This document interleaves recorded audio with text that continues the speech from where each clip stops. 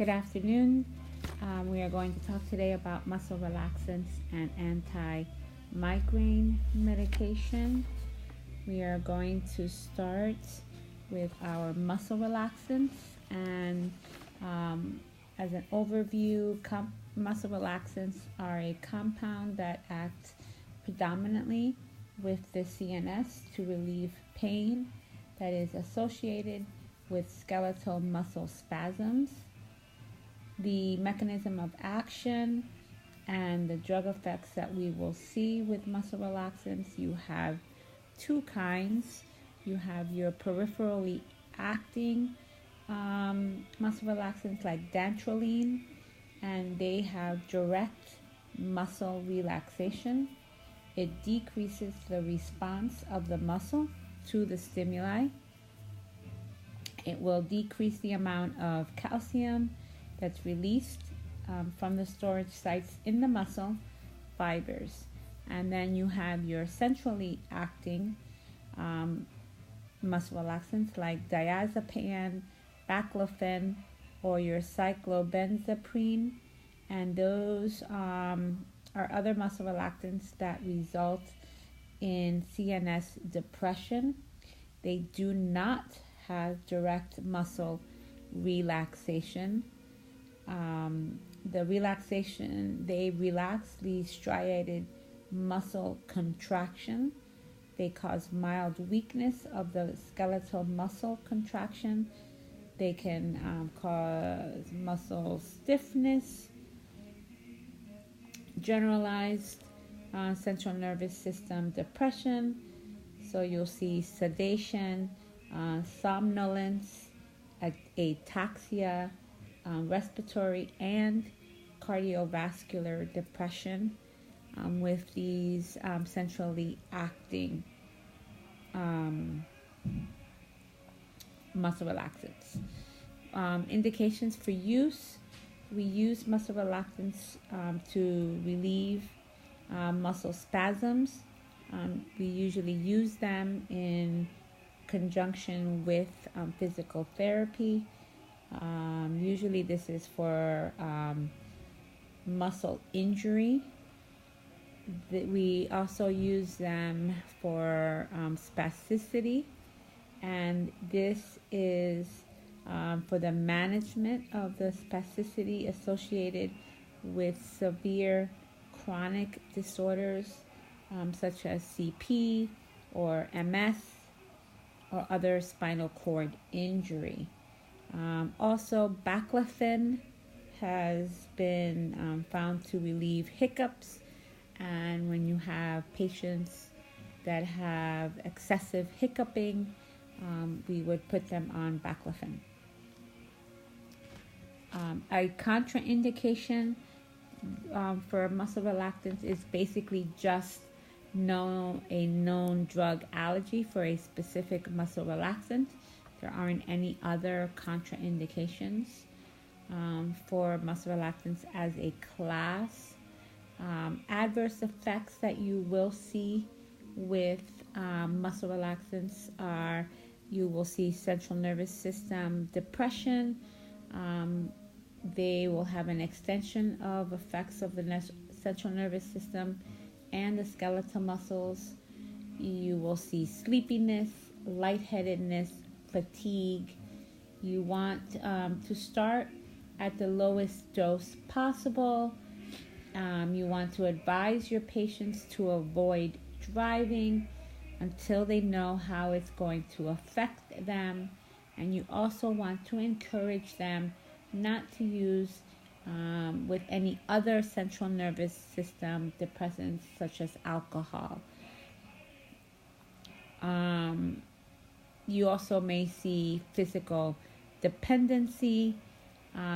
This is generally short-lived as the patient grows tolerant to the med over time, but you don't also want to stop it abruptly.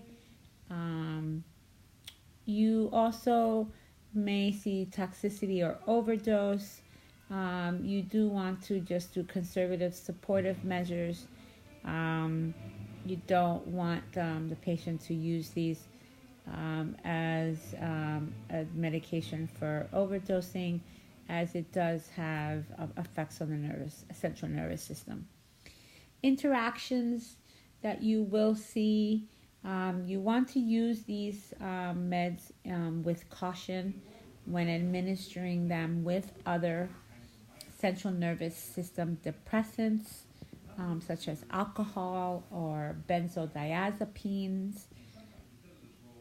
They can exacerbate the central nervous system effects of mental confusion, anxiety, tremors, and hypoglycemia. Muscle relaxants, the meds that you will see that fall under this class are going to be your chlorzoaxone, which is your Paraflex, your metaxalone, which is your scalaxin,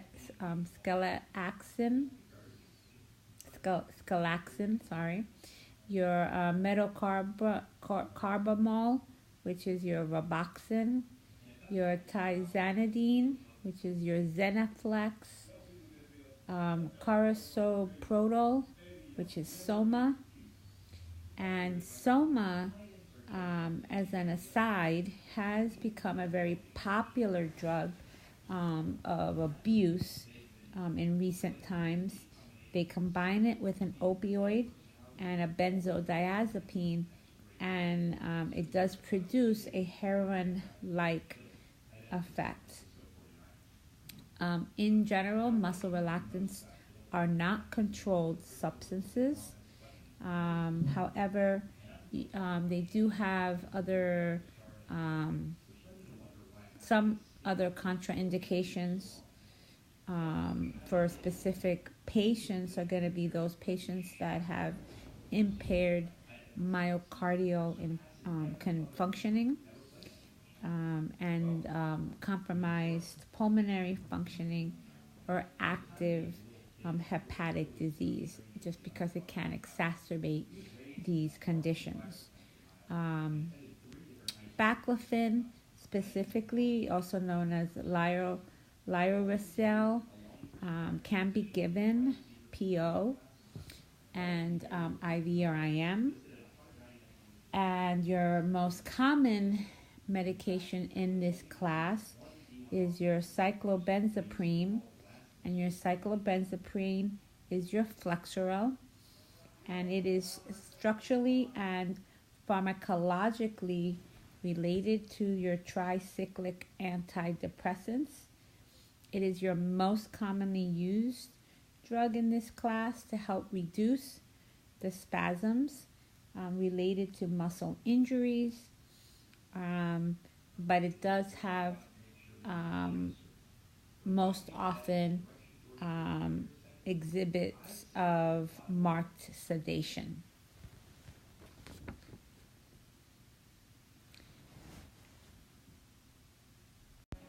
All right, so now we're going to start with our anti-migraine medications. The incidence of migraines seems to be 3 times more in females than in males. It does have a familial inheritance. Migraines are a reoccurring headache, usually lasting from anywhere from 4 to 72 hours. The pain usually worsens with each pulse or heart rate. You always have photophobia and phonophobia, so avoidance of sounds and lights. And usually you have an aura of one of the senses. Migraines will commonly begin after the age of 10. They usually will peak between the mid-20s to the early 40s. And then often they do fade after the age of 50. You do have precipitating factors such as stress, hypoglycemia, menses, exercise, endogenous estrogen, including those from oral contraceptives, intake of alcohol, caffeine, cocaine, nitroglycerin, aspartame, or MSG, which is your monosodium glutamate. These can all be precipitating factors. We do have a possible etiology. The evidence mostly points to a decrease in the serotonin levels, which causes vasodilation and inflammation in the cerebral arteries. It causes the contraction of the vascular smooth muscles in the cerebral arteries, which then causes vasoconstriction, and it also decreases the production of inflammatory neuropeptides. Your mechanism of action for your anti-migraine meds, your most common drug used in this class is your selective serotonin receptor agonist, or your SSRAs. They will bind to and activate the serotonin receptor. They do act like serotonin themselves. They will stimulate the receptors on the cerebral arteries, causing vasoconstriction, reducing or eliminating the headache.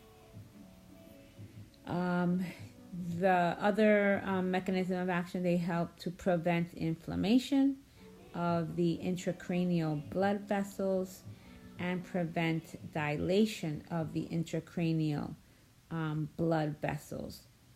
So they do reduce the production of the inflammatory neuropeptides. Types of therapy that we engage in for migraines is abortive or prophylactic therapy. With abortive therapy, we want to stop the migraine after it starts, or you want to treat the headache that's already started, or after the prodromal manifestations have started. Most patients who do have migraines kind of know that the migraines are coming on. They either have prodromal symptoms. It could be just a slight irritation of the lights or the sounds, some aura of the senses that will let them kind of know that they are going to start with getting a migraine. And that's abortive therapy, so you want to use the medication to stop a headache that's already started. Or prophylactic therapy is that you want to prevent a migraine from occurring at all. Migraines are thought to be caused by your abnormal dilation of the blood vessels within the brain. So prophylactic therapy are meds that are going to help to stop this abnormal dilation and thus stopping the migraine before it even starts. All right, so we are going to start with abortive therapy for migraines. And remember, abortive therapy is meds that you can take at the beginning of the migraine or at the beginning of the aura, so they will stop the migraine that has already started. Your first line meds, we touched on the SSRAs, which are your triptans, And I'll just continue with those. They do bind to and activate the serotonin receptors. These, an example of these meds are your Imitrex, which is your sumatriptan. With SSRAs, the adverse effects that you will see, it will cause angina or chest tightness. It can cause dizziness or vertigo.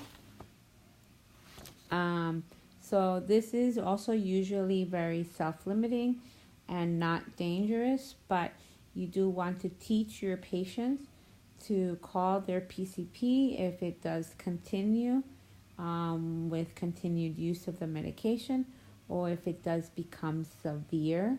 You want to teach them not to drive if it's causing them dizziness or vertigo.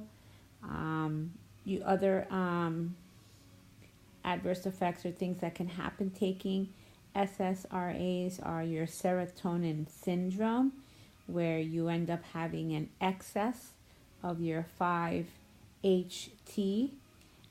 These will cause symptoms such as palpitations, chest pain, weak extremities, and you want to teach your patient to report any of these types of symptoms. And also your contraindications for your SSRAs are going to be your patients with coronary artery disease or pregnancy. Your SSRAs do fall under the teratogenesis category for pregnancy, and it can cause abnormalities in fetal development. Other first-line drugs that are used for migraine are going to be your non-specific analgesics, which are your aspirin-like meds.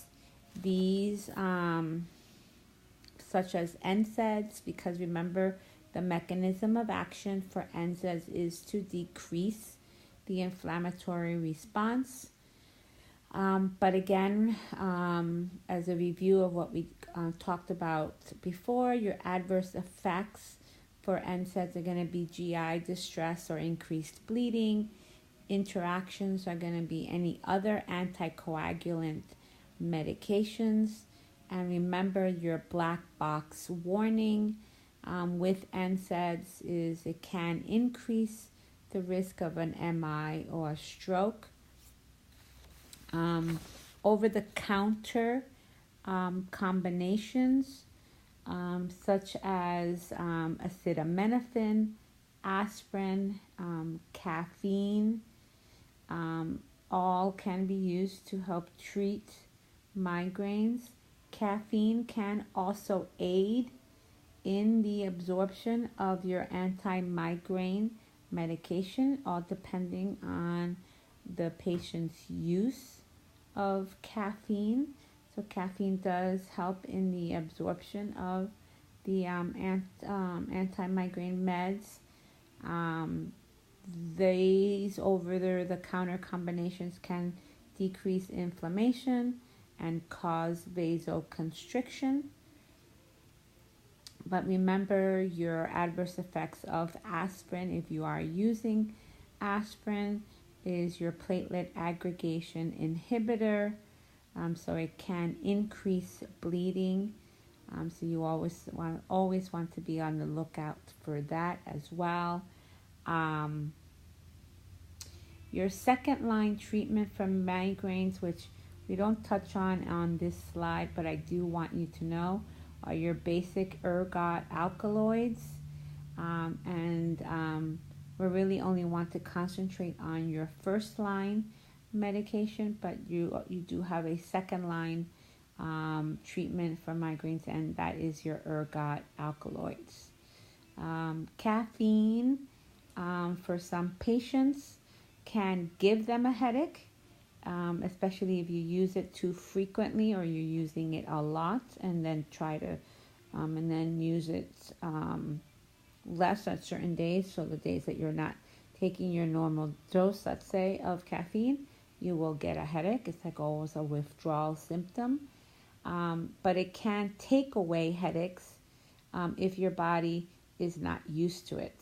So basically, you do want to limit the caffeine intake to no more than 2 days a week, which will then help to be able to use caffeine along with the over-the-counter combinations in order to be able to treat the migraine.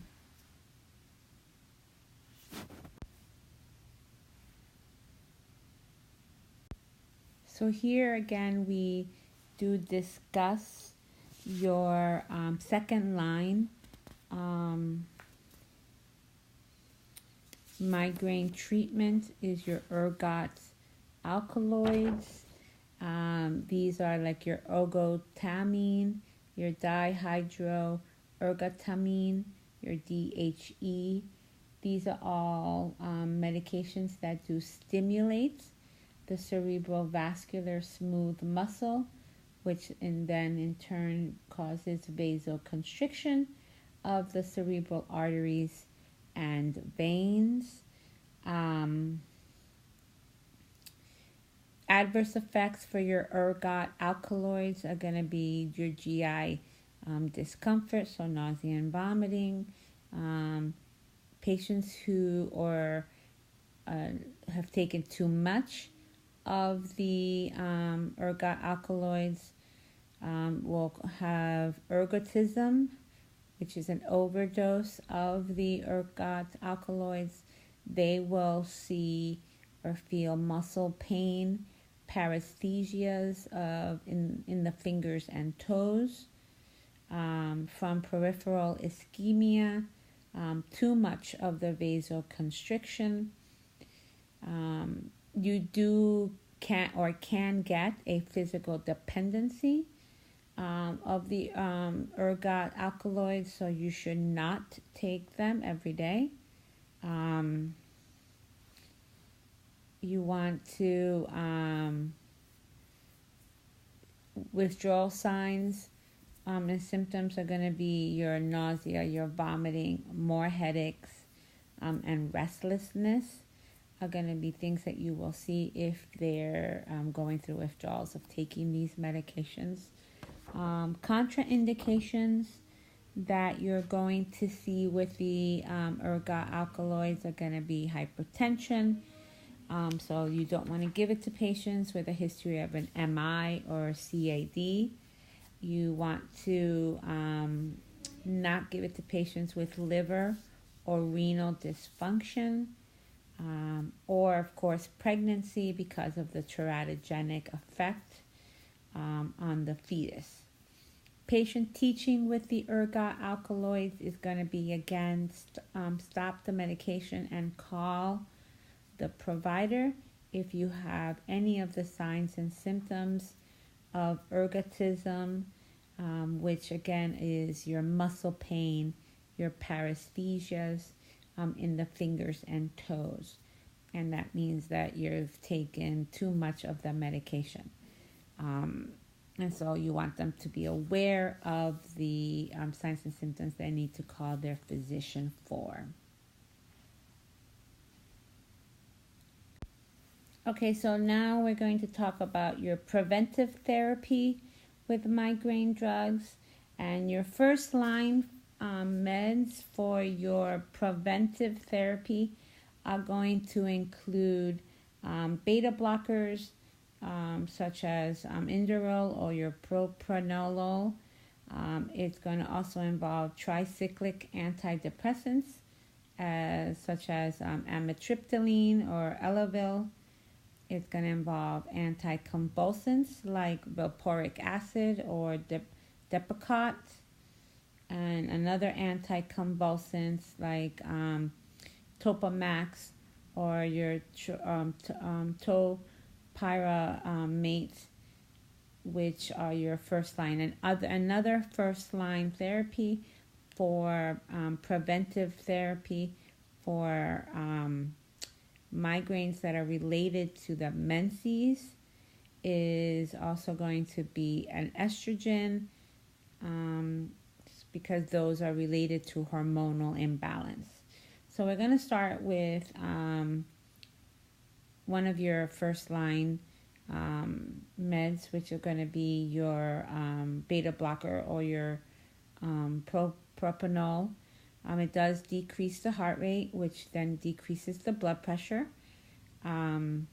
Remember that contraindications for your beta blockers are going to be patients with asthma, bradycardia, or heart failure. So you need to watch those patients.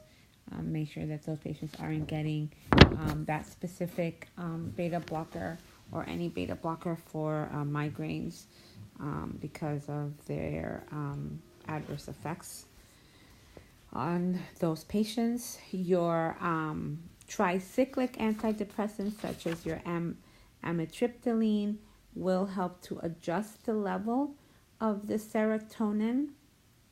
So adverse effects that you will see with your tricyclic antidepressants are going to be your anticholinergic effects, such as dry mouth, urinary retention, or blurred vision. You can also have drowsiness and dizziness. So you want to caution your patients when driving until they know how the medication is going to affect them.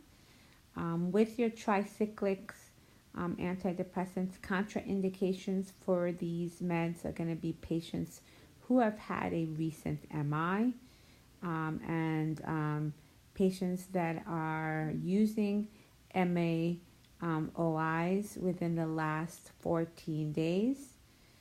They can't be used within 14 days of an MAOI because it can cause a serotonin sickness because it does have that increase in serotonin levels. Another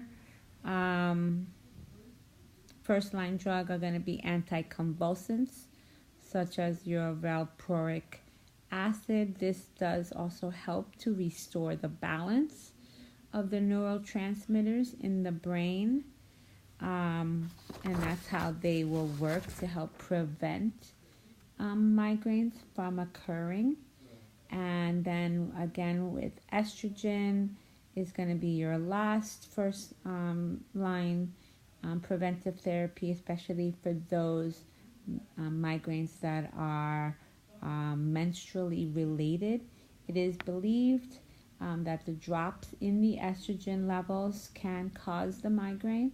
So supplementing the estrogen has been found to be very helpful for those specific types of migraines. Your second line drugs for preventive therapy are going to include meds like your DHE45, which is an ergot alkaloid dihydro ergotamine mesylate. Another drug would be NSAIDs, of course. Calcium channel blockers is a third, and your angiotensin receptor blockers, or your ARBs, are going to be a fourth. In general, contraindications for anti-preventive or preventive therapy for migraines are going to include presence of serious cardiovascular disease, which is related to any vasoconstrictive potential. Your adverse effects for your triptanes, so for your meds that are your first line drugs for abortive therapy, again, you will see vasoconstriction and tingling, flushing, congestion in the head or the chest. And then other adverse effects of your second line, which is your ergot alkaloids, are going to be nausea and vomiting. But these are for contraindications and adverse effects in general for both your abortive and preventive therapies. Other ergot alkaloid adverse effects that you will see are going to be cold and clammy hands and feet, muscle pain, dizziness, numbness, and vague feelings of anxiety. These are specifically the items that you would need to know for your migraine and anti-migraine medications and your muscle relaxants medications. In your my courses, you will see the meds that you will need under your med charts that you would need to cover under this section for your med charts, and that will be available to you in your my courses. So I hope you enjoyed the lecture. Please contact us if you have any questions at the end of class or in the beginning of class the following week. Thank you very much.